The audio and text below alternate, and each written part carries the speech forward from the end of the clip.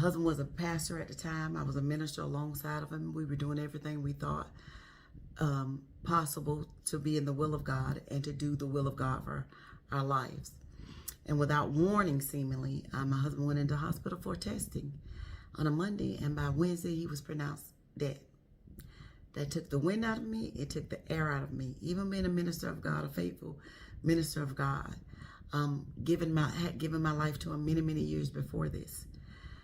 I was taken by surprise. This was a storm like no other.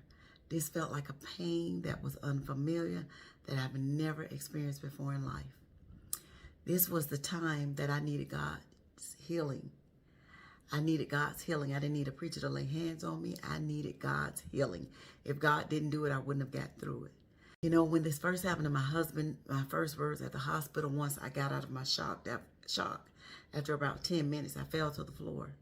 And I said, Lord, I believe you, but now you have to help my unbelief, because I could not believe what happened. And I believe just those mere words protected me. For the next few months, I was going to go through agonizing pain that I had no clue of how to get out of.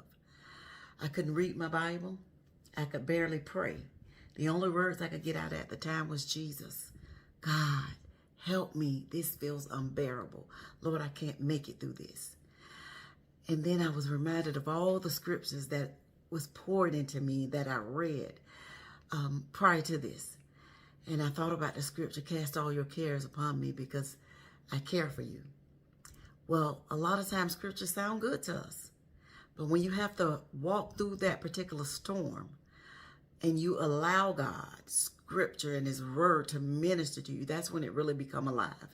Before then, they sound good. They sound like wisdom.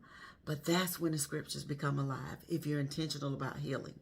And my words to God was, God, I can't get through this. The only way I can get through this is if you see me through it. And then I told him, God, if you see me through this, because it felt so hard, I said, if you get me through this, there's nothing I can't get through. Now, I didn't know a few years later God would put me to the test for that as well.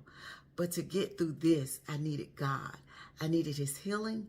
I needed him to give me divine direction as to how he wanted me to go through my process of healing. And it was untraditional, it was unconventional, and it was definitely different than the church folks would have chosen for me.